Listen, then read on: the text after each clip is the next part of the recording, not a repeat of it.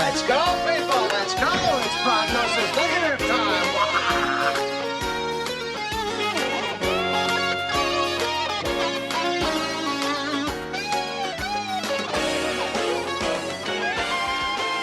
Hi, this is Eric, and welcome back to Prognosis Negative presents another Cinema Quickie. This is number 10, and I've finally seen the creator.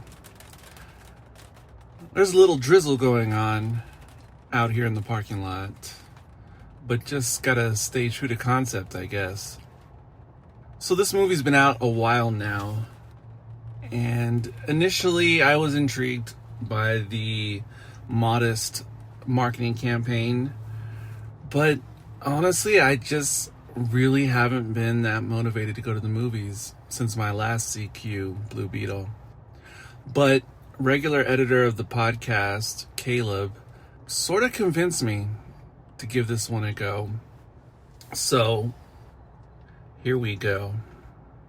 First of all, if you like sci-fi movies in general, especially some of the more notable ones of perhaps the last decade or so, this movie's probably for you.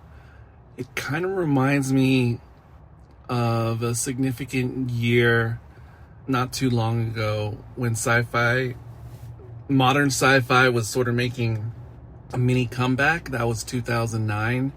There was a lot of notable sci-fi movies that came out that year, but some of the more hard sci-fi, I guess, kind of movies that got some attention that year were District 9 and Moon.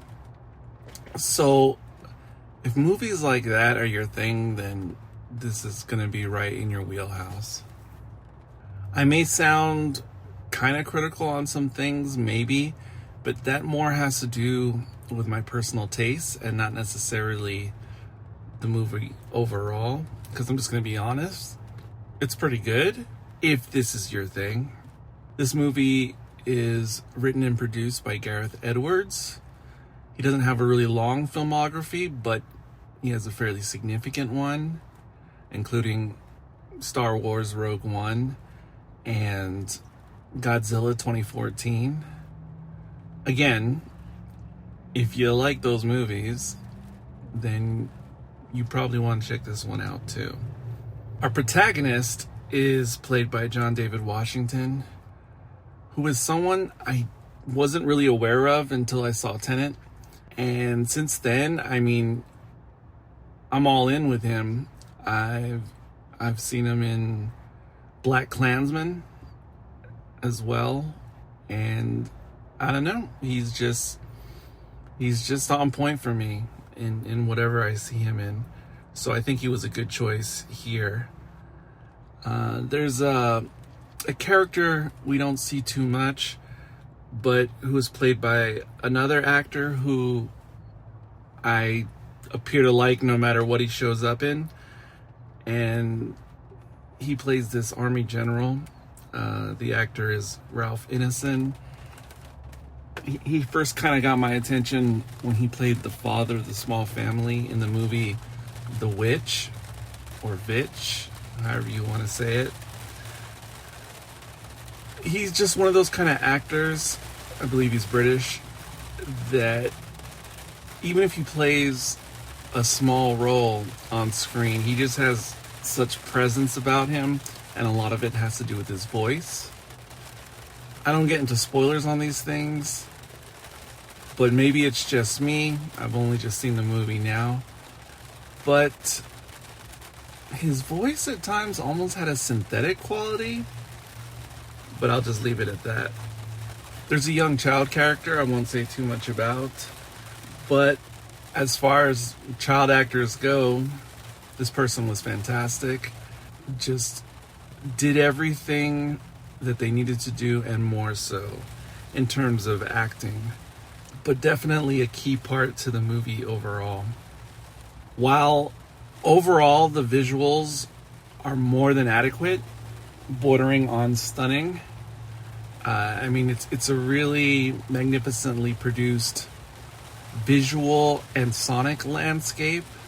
I'll go more into some of those audio characteristics more a little bit later. But while most of the movie's overall texture I really enjoyed, there's something structural in the pacing and structure of the story that are some things that are just not something I'm a fan of. And again, this probably has to do with some of my personal tastes when it comes to film. And that is, first of all, the story moves quite rapidly, which is probably appealing to more people or a larger group than the group I belong to. I would have kind of liked the movie to have been slower and a little bit more drawn out and have more pregnant pauses to kind of take things in. But again, that's probably not what everyone else is going for, I'm guessing. So I understand how it goes rather quickly from this plot point to this plot point, which, okay, that's fine. The movie doesn't have to completely cater to me. But also to kind of up the tension as a script mechanic, there's something else that I'm generally not a fan of, and that is cat and mouse type situations. For me personally, they come off as a bit gimmicky and lazy at times, not just in this movie, but in general. There's only a small amount of movies out there that employ this tactic or mechanic, but do it in a lot more interesting way, and that's kind of raising the bar to another level. This movie doesn't do that. It kind of uses the technique in the traditional way. So for me personally, that's just kind of a little bit of a downer or a blemish. But again, a lot of this is down to personal taste, and this probably won't bother a lot of people. Now, this being, I guess, hard sci-fi as we understand it in film these days, the term might be debatable, I don't know. But like hard sci-fi, there's a great sense of allegory throughout the entire theme of the movie, especially because I just saw George Lucas's first film, THX 1138, for the first time not very long ago. I definitely had shades of that in my brain, shades of Doctor Strangelove, certainly elements of Ex Machina. I could go on and name a lot of other very well-known sci-fi movies, but those are just some of the top ones that come to my mind. Another thing I noticed is that even though this is an original IP and not based on an existing property, this movie very much, like, if you take away the live action element, which of course is a big element, it very much feels like it could be an adaptation of a classic sci-fi anime film. Because honestly, if you know some of those films, something like Akira, but not necessarily Akira, but you know what I mean. Something Blade Runner-like, except in anime form. This movie definitely inspires that quality. Like I said, this is not really an adaptation, but it wouldn't be hard to imagine it was an adaptation of a pre-existing anime classic. So that's definitely a strong element, take it or leave it, that will definitely be appealing to a certain kind of audience. Again, the effects and overall cinematography are pretty darn good. Yes, they were largely done by Industrial Light and Magic, but that's the thing with a lot of modern movies these days, and I can hardly ever escape it, whether it's Marvel films or just so many movies these days. You get that lazy CGI. That CGI that never ever looks real, that almost always looks kind of cartoony or animated. That unfortunately is incredibly common these days, just by most of the trailers that I saw before this movie. And they weren't sci-fi films either. There was kind of like a comedy and like, well, I guess it was like an action comedy. And even those movies, I mean, so many movies these days have a straight to Netflix kind of look to them. And again, the really unrealistic CGI. And this movie is not that. It has that much higher quality, which is not unlike Gareth Edwards' previous films I mentioned earlier, Rogue One, Godzilla 2014. There's definitely a lot more care and effort put into these effects. They're definitely grounded much more in realism and almost convince you that they could possibly be real. Now, the effects aren't perfect. They aren't the best I've ever seen, but definitely above average. I am curious what it would have been like to see this film in IMAX, but regrettably, I just saw it in a standard presentation. Now, the soundscape, however, even in the modest theater I was in, was fantastic. The Foley and just atmospheric sound effects in every different location are extremely well done. The surround in general is really, really immersive, and really, I felt like the sound system in the theater was being used in a more dynamic way than it typically is with other films. There's the score, which definitely sounded very Hans Zimmer. Turned out to be Hans Zimmer. Not one of his most memorable, because he has many memorable scores, but still quite capable and fitting for the movie, even if Hans Zimmer does sound a bit Hans Zimmer, especially with his more Nolan sci-fi films of recent times. So it's in that same wheelhouse. But there's also some other musical selections that are in the soundtrack, and there's one in particular that is used apparently diegetically within the film, and that's a certain song by Radiohead.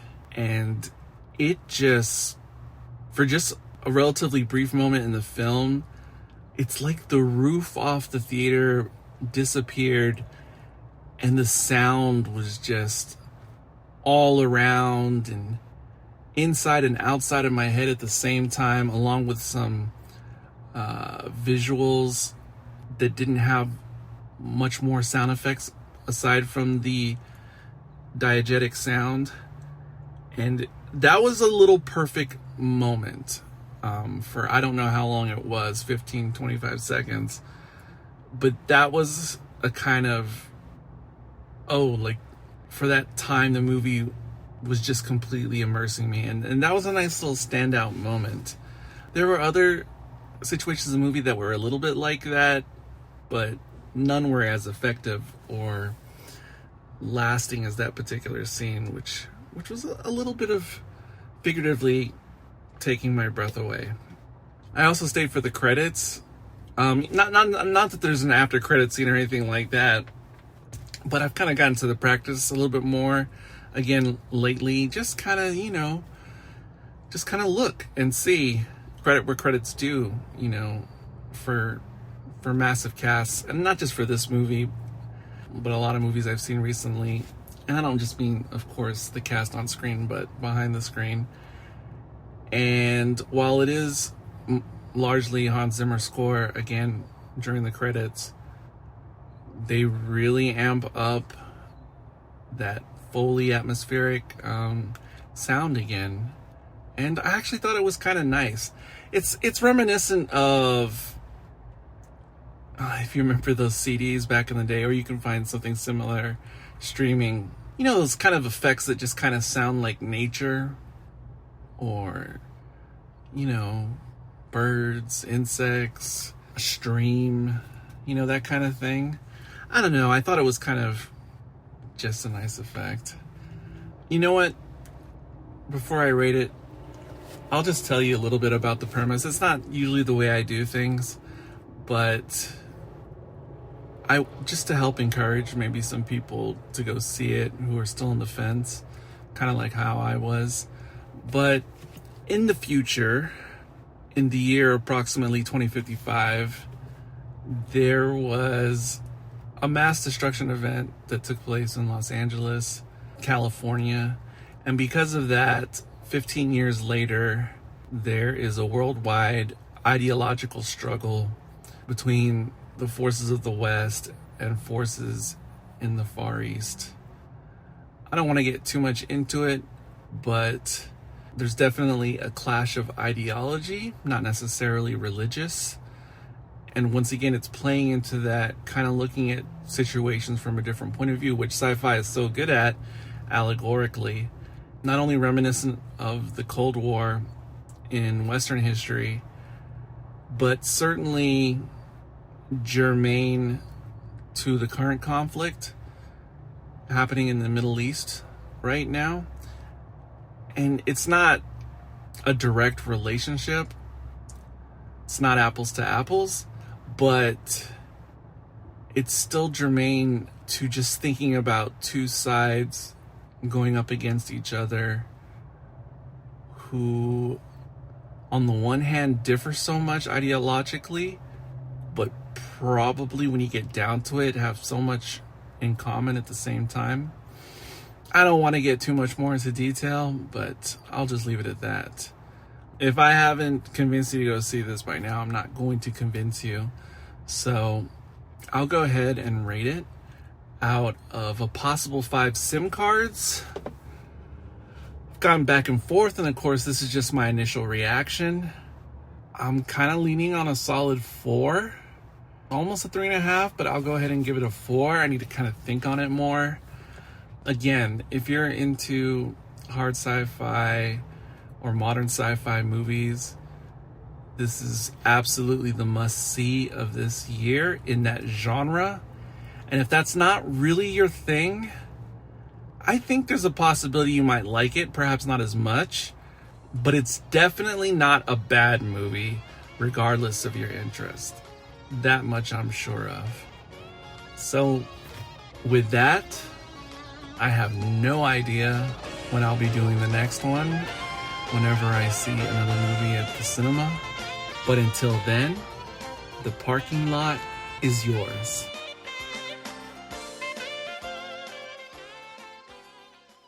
Prognosis negative.